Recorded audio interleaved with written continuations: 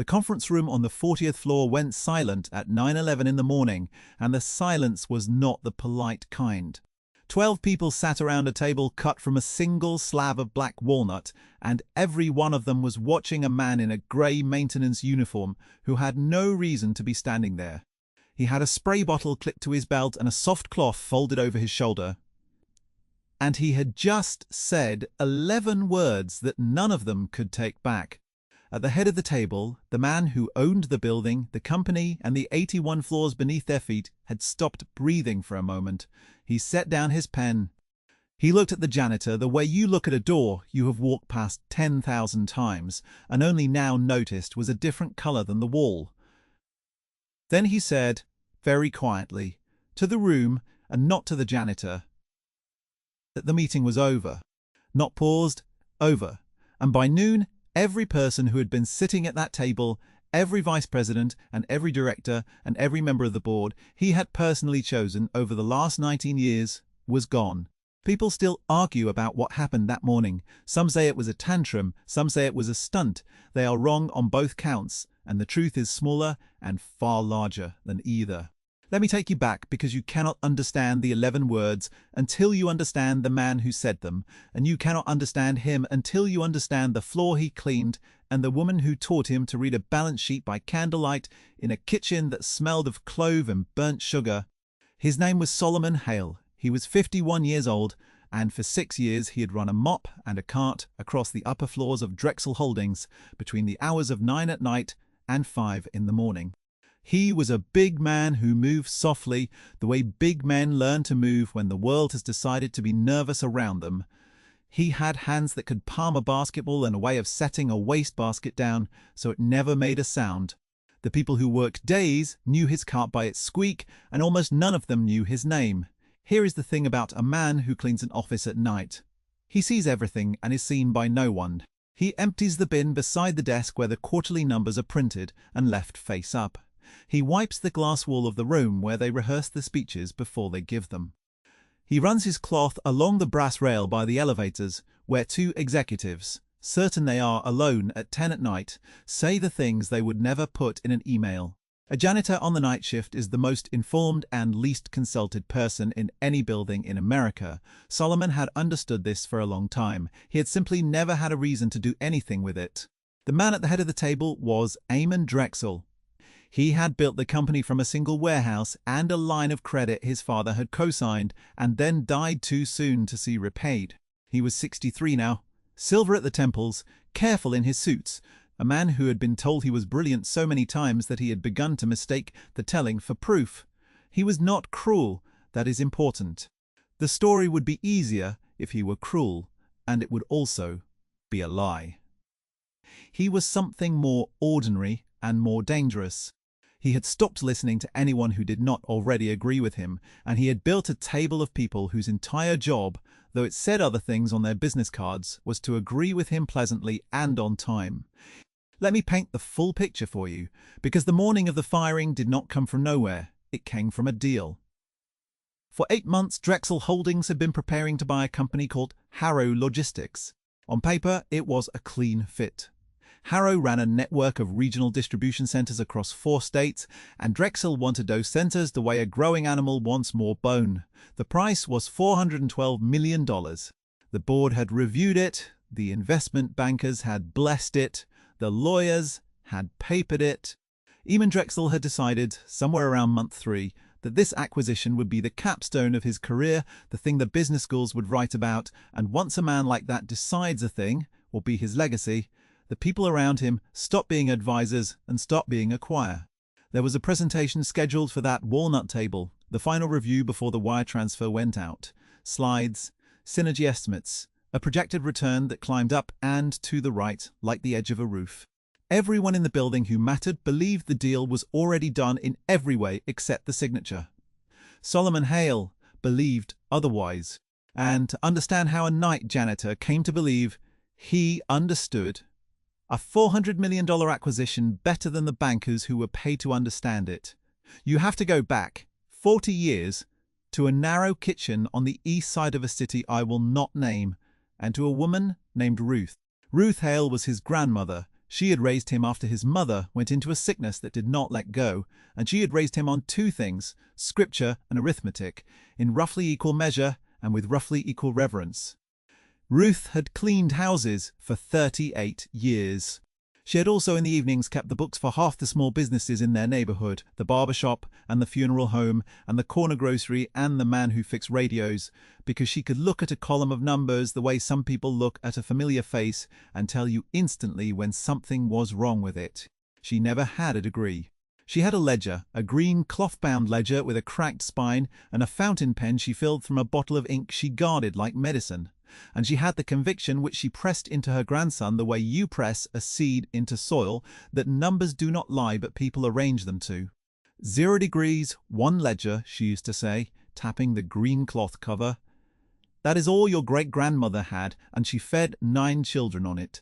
When Solomon was 9, Ruth started teaching him to read a balance sheet at the kitchen table after supper, with the radiator knocking and a single bulb overhead and the smell of clove and burnt sugar from the cobbler she made on Sundays.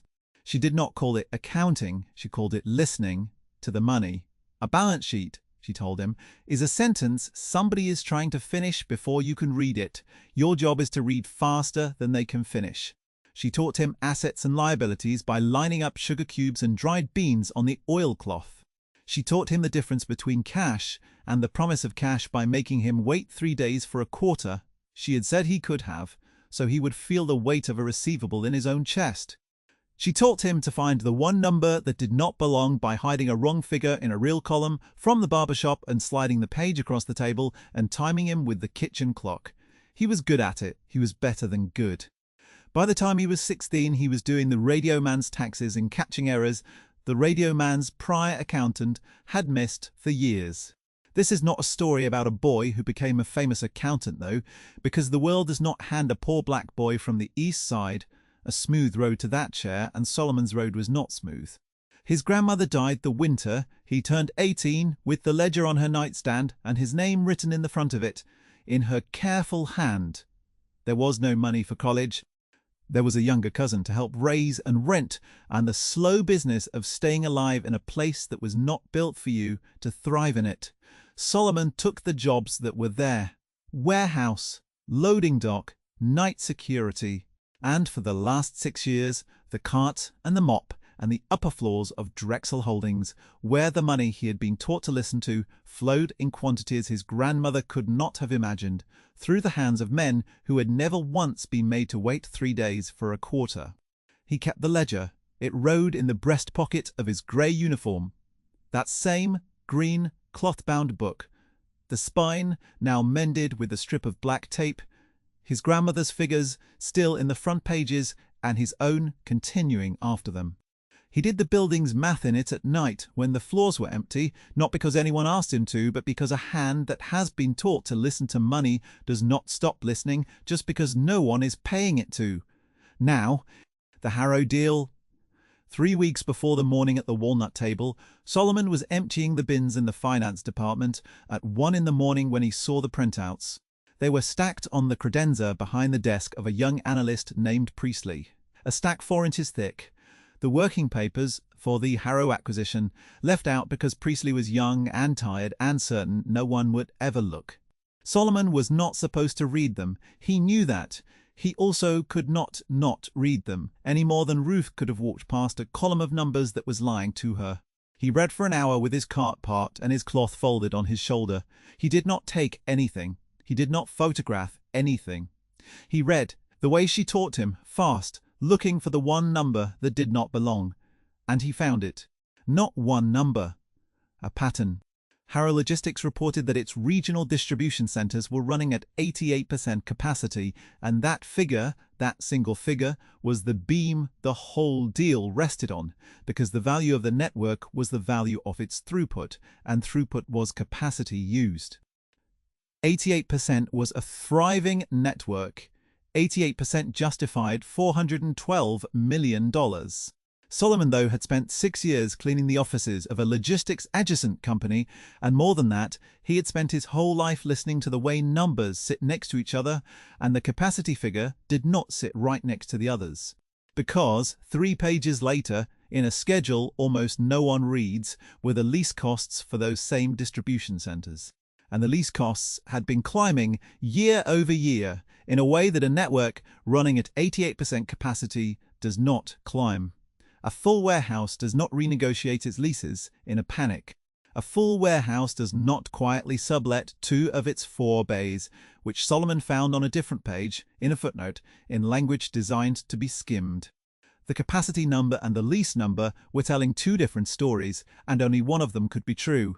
He did the arithmetic in the green ledger at 1 in the morning with the building humming around him. If you took the lease schedule as honest and the subletting as real, then the true utilization of the Harrow network was not 88%.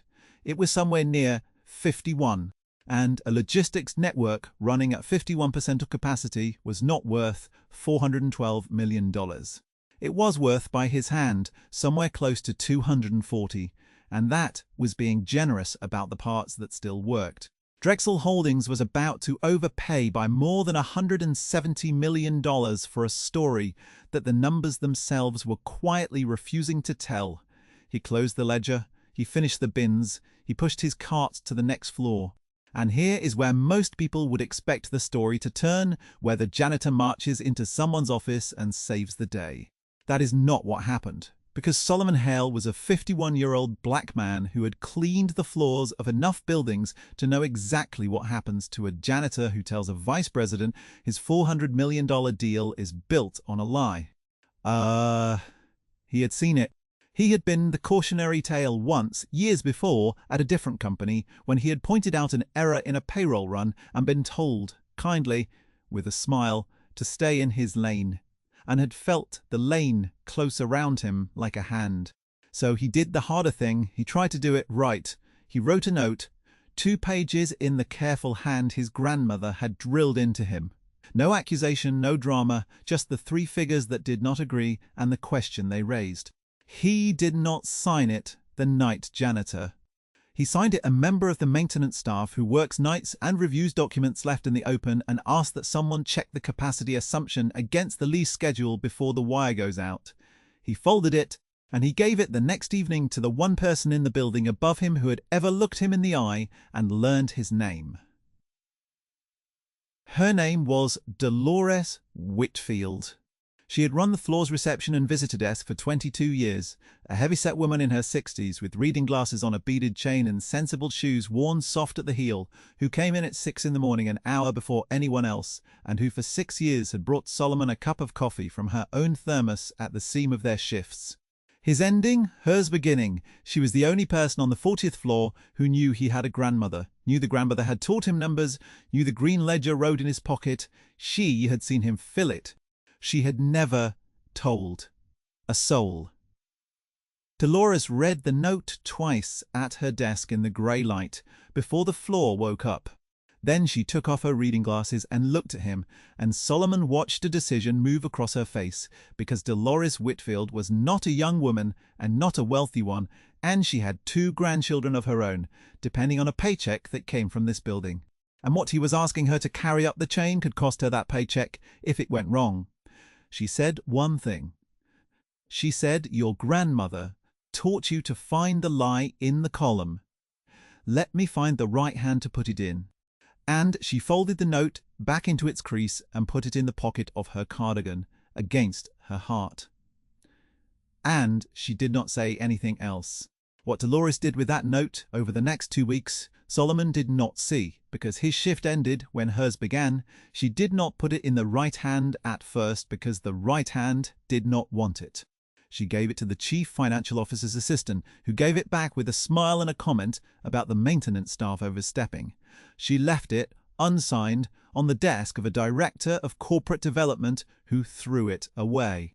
She mentioned the capacity question carefully to a vice president she had served coffee to for 15 years and watched him decide that a 63-year-old receptionist could not possibly have anything to say about a $400 million deal, and pat the air between them as if smoothing a tablecloth and walk away. The board, you see, had already decided. The deal was Eamon Drexel's legacy, and a legacy does not get questioned by the help. Every person Dolores approached understood, without it ever being said aloud, that bringing the chairman a piece of paper from the night janitor that said his masterpiece was built on a 51 was not a path to promotion. It was a path to being remembered as the person who did that.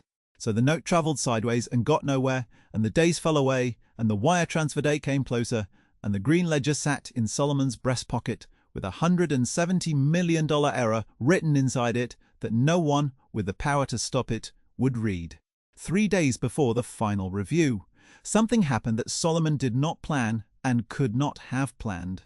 He was cleaning the executive corridor at 11 at night when he heard voices in the chairman's office, the door open a hand's width, the light on. Eamon Drexel was there alone with the chief financial officer, a tall, narrow man named Garrett Voss who wore his credentials the way other men wear a watch.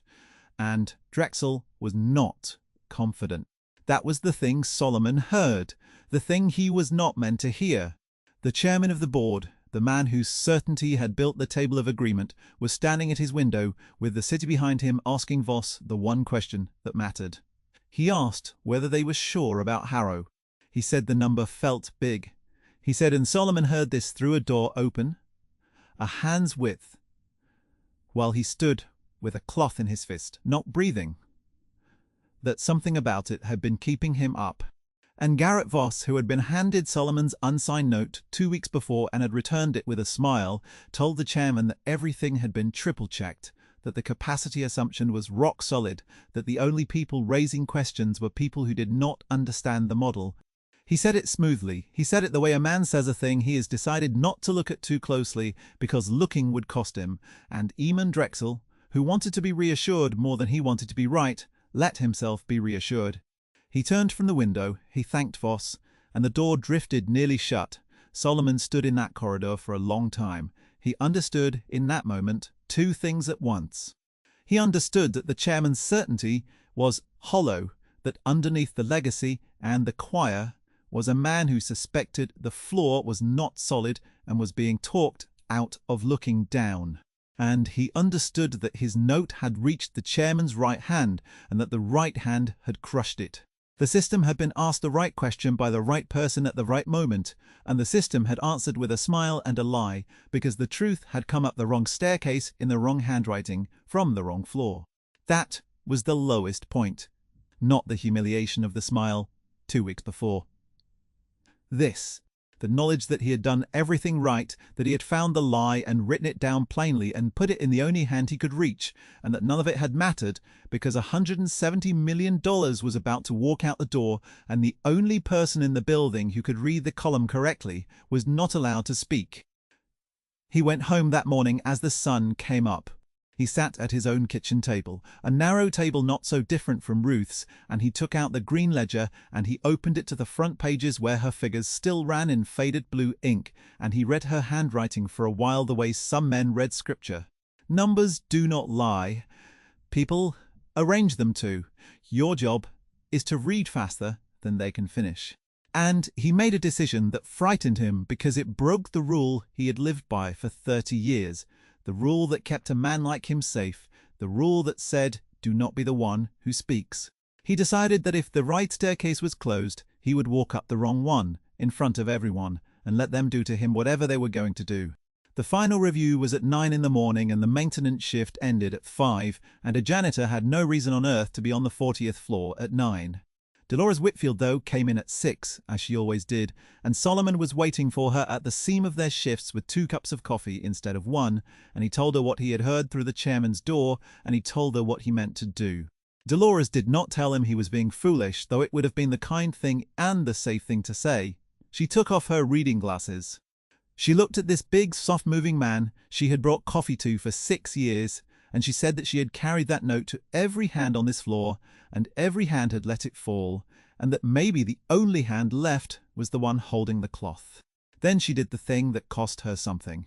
She told him that the final review was in the large conference room, that the door badge to that room was on the master ring she kept at reception, and that at 1 minute to 9 she intended to walk that ring back to the supply closet on the 40th floor, and that the supply closet was where the maintenance staff kept their carts. And that she could not be responsible for who happened to be in a supply closet On the 40th floor at 9 in the morning, with the master ring sitting on the shelf, she was telling him she would open the door. She was telling him she would not say his lines for him. She had carried the paper as far as paper could go, and now the speaking had to be his, because it was always going to have to be his. That is the whole story right there, if you want it in one sentence. The note could be carried by someone who loved him. The words had to come from the man who could read the column. At 3 minutes past 9, the door of the large conference room opened, and a janitor walked in. Let me slow this down, because this is the moment from the very beginning of the story. The silence that was not the polite kind, and you should see it the way the room saw it. 12 people at a walnut table. Slides on the screen, the Harrow projection climbing up and to the right. Garrett Voss standing at the front with a laser pointer, mid-sentence, Eamon Drexel at the head, fingers steepled. And the door opens, and a big man in a laundered grey uniform comes in, spray bottle on his belt, cloth on his shoulder, a green cloth-bound book, the size of a hand held against his chest. And the first thing that happens is that nobody says anything, because the human mind cannot at first process a category error. Janitor at the review, the cloth and the walnut, the glue-repaired sole of his work shoe on the imported rug. Voss recovered first. He said, with a small laugh meant to invite the others to share it, that the cleaning staff would need to come back later. He waved a hand at the door, the same hand, the same wave, the air smooth like a tablecloth. And every instinct in Solomon's 51 years told him to apologize and back out and keep his lane. And he felt the old hand closing, and he did not let it close, because his grandmother had fed 9 children on one ledger, and he was not going to be talked out of looking down. He did not raise his voice.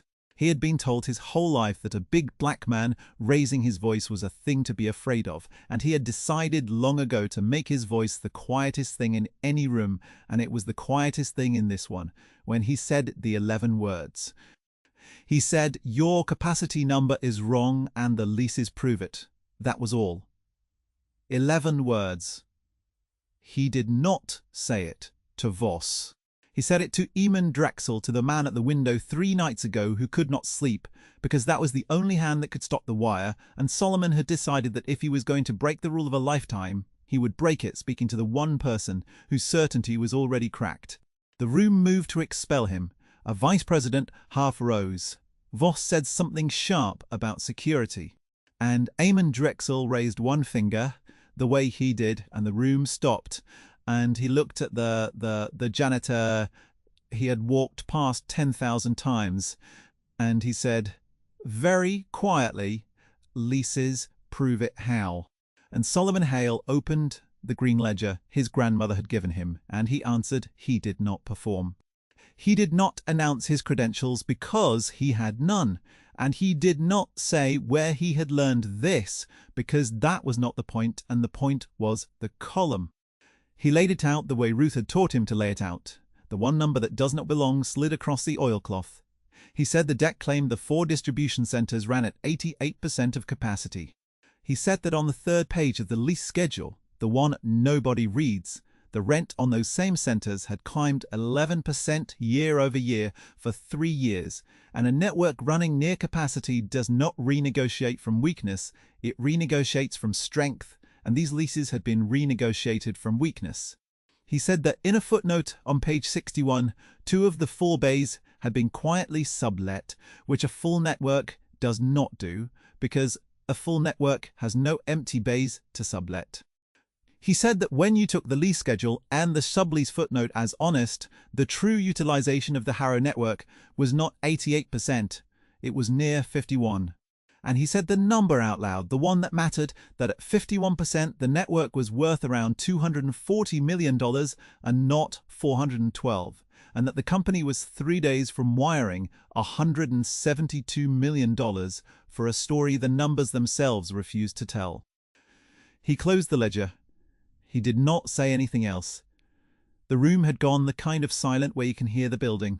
What happened in Eamon Drexel's face in the next 10 seconds Solomon could not see from inside it, because the narrator only ever truly knows one heart in a room, and it was not the chairman's. From outside, this is what happened.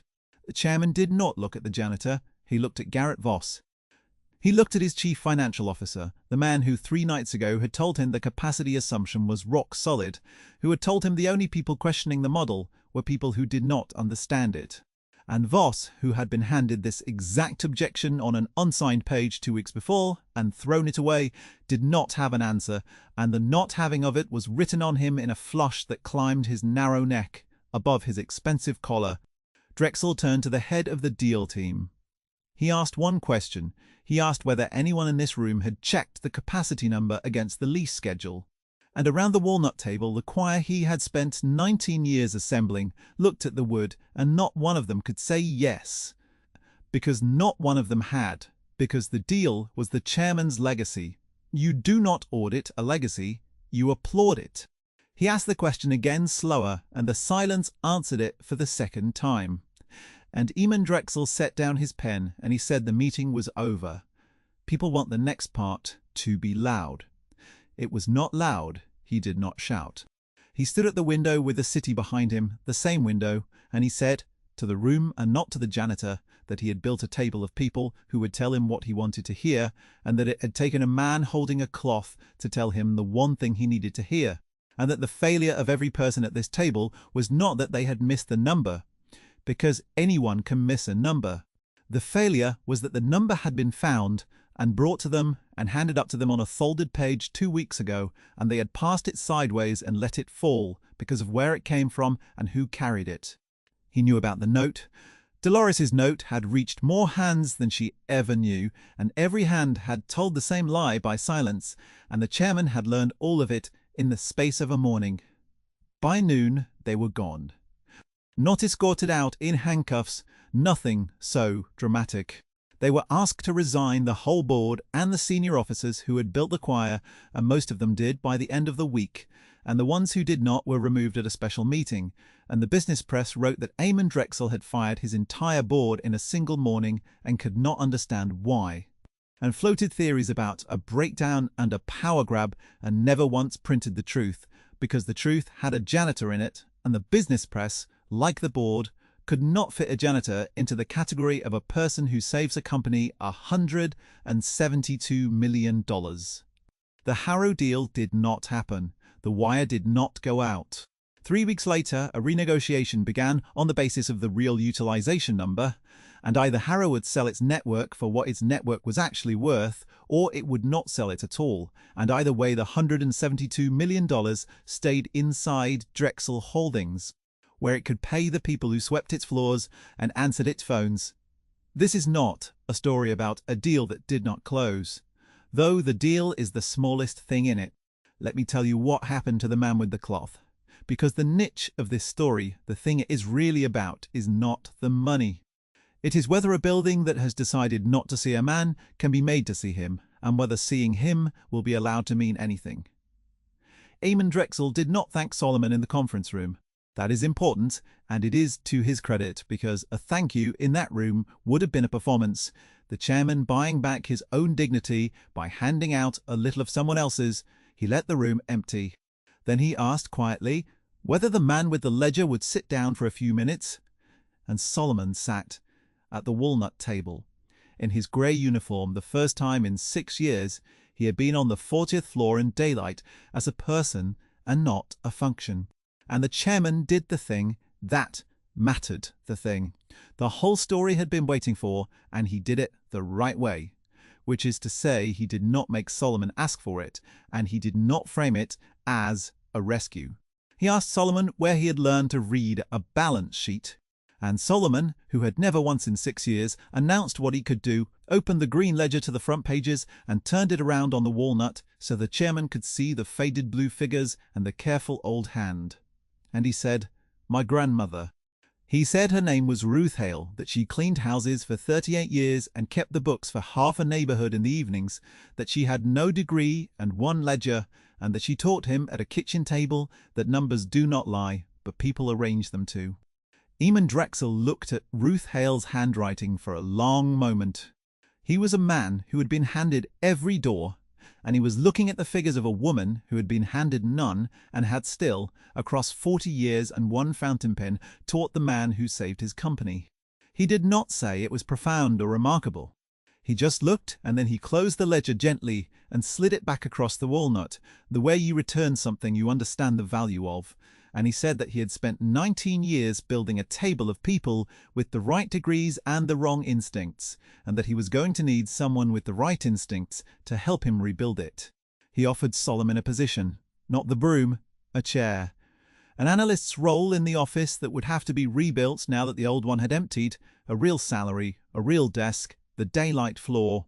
And here is where the story refuses the easy ending, because Solomon Hale did not simply say yes and walk into a suit. He sat with it.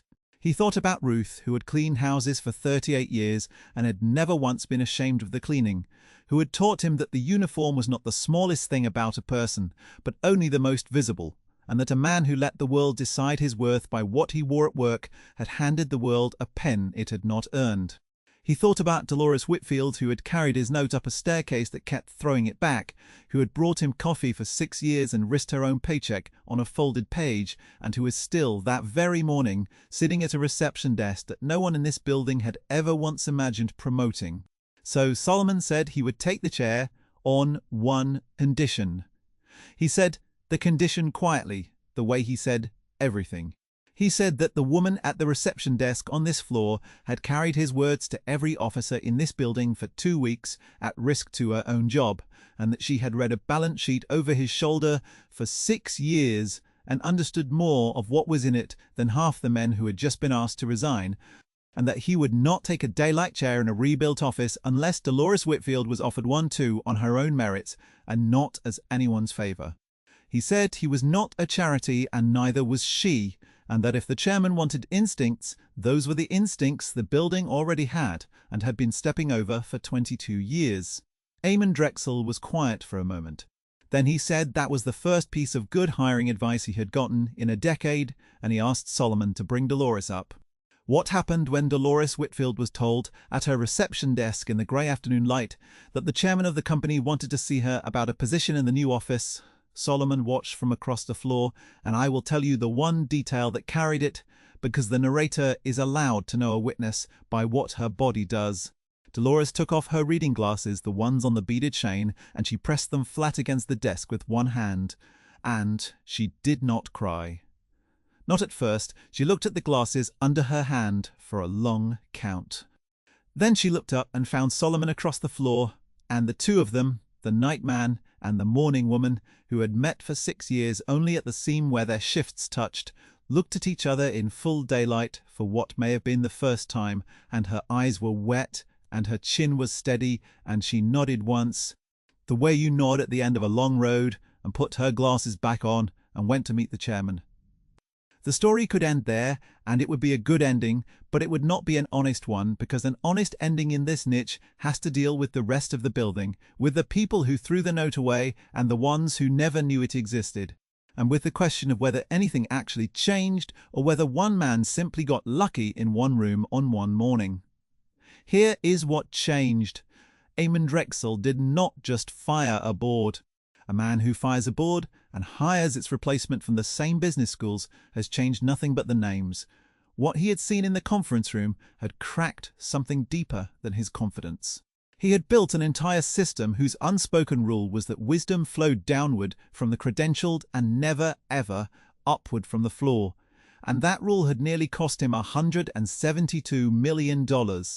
And the only reason it had not was that a single man had been brave enough and skilled enough to break it in front of everyone, and a single woman had been loyal enough to open the door. Drexel was 63. He did not have the temperament of a man who reinvents himself. He had, though, the arithmetic of a man who had just watched his expensive certainty fail and a janitor's instinct succeed, and arithmetic in the end was the only god he and Solomon truly shared. So he built it differently. He set up a channel, a real one, a way for anyone in the building, on any shift in any uniform, to bring a number that did not sit right to a person who was required to actually check it and required to write down what they found. He named it after no one, which was wise, but everyone who had been there that morning knew where it came from. The first person who used it, 3 weeks later was a forklift operator in the warehouse who had noticed that an inventory count did not match what he loaded with his own hands, and the count was wrong, and the channel caught it, and the man was thanked by name. That is what changed. Not one promotion. A door that had been welded shut for 19 years was cut open, and the cutting could not be uncut. Solomon took the chair. He kept the uniform, though, folded in the bottom drawer of his new desk, not as a relic and not as shame, but as a fact, the way you keep the tool that built the house even after the house is built. He wore a plain dark suit to the daylight floor because the work called for it, but on his desk, where another man might put a diploma he did not have, he put the green cloth-bound ledger with the taped spine, his grandmother's figures in the front, his own continuing after, and he opened it every morning the way she had taught him, to remind himself that numbers do not lie and people arrange them to, and that his only job, the one job that had carried him from a kitchen with a knocking radiator to a chair on the 40th floor, was to read faster than they could finish. Dolores Whitfield took the chair beside his. She kept her reading glasses on the beaded chain and her sensible shoes worn soft at the heel, and she turned out to have, as Solomon had said she would, instincts the building had been stepping over for 22 years, and within a year she was training the people who were hired after her, including 2 who had degrees and salaries she had never been offered for the same intelligence, and she trained them without bitterness because she had 2 grandchildren and a clear conscience and had decided long ago that the work was the dignity, not the title on the door. Garrett Voss, the chief financial officer who had returned the note with a smile and told the chairman the capacity number was rock solid, did not go to prison, because nothing he did was a crime, only a failure, the most ordinary and most expensive kind, the failure of a man who decided not to look because looking would cost him. He left the industry within the year. He was not destroyed. He was something quieter and more exact. He became, in the buildings where men like him are discussed, the man who could not answer the janitor. And that followed him the way his credentials used to precede him, and he learned, late and at full price, what it is to be defined by the one thing you failed to do in a room full of witnesses. Iman Drexel and Solomon Hale did not become friends. Exactly. A chasm of 63 years of one kind of life and 51 of another does not close because of a single morning.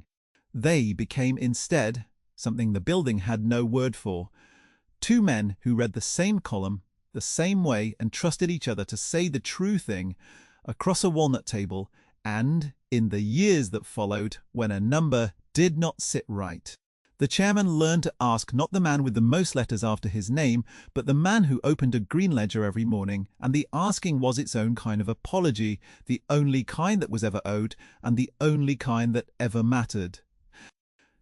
Now let me bring it back to you. Because there is a reason this story is told and not just remembered. The question people always ask is, why a billionaire fired his whole board the day a janitor spoke up, and they ask it as if the firing were the strange part. The firing was not the strange part. The strange part, the part worth sitting with, is that the man with the answer had been in the building for 6 years, emptying the bins beside the printouts, reading the columns at 1 in the morning, carrying the truth in a green book in his breast pocket, and the building had built an entire architecture, a whole table of credentialed people and a whole culture of agreement to make absolutely certain that his answer could never be heard. The board was not fired for missing a number. Anyone can miss a number. The board was fired for building a wall so that the one person who saw the number could not get it over. You have walked past that man, so have I. The most informed person in a building is very often the least consulted, and the reason is almost never that they lack the answer. The reason is that we have decided in advance, by the uniform, by the shift, by the staircase they came up, that the answer cannot live in them.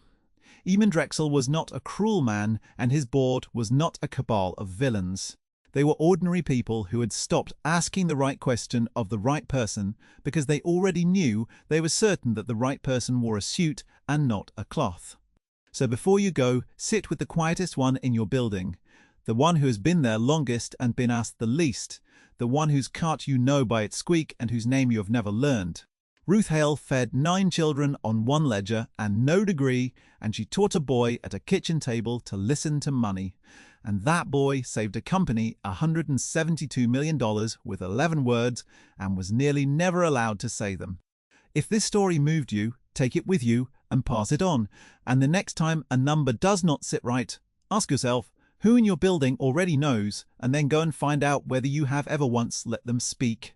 Solomon kept the ledger on his desk until the day he retired, and on that last afternoon he closed it and turned it over in his big soft hands and ran his thumb once down the black tape that mended its spine, the way you touch the spine of someone you have loved and lost. And then he put it in the breast pocket of the grey uniform he had folded in the drawer 6 years before, where it had always ridden, and he carried it home in the place over his heart where his grandmother had always meant it to be.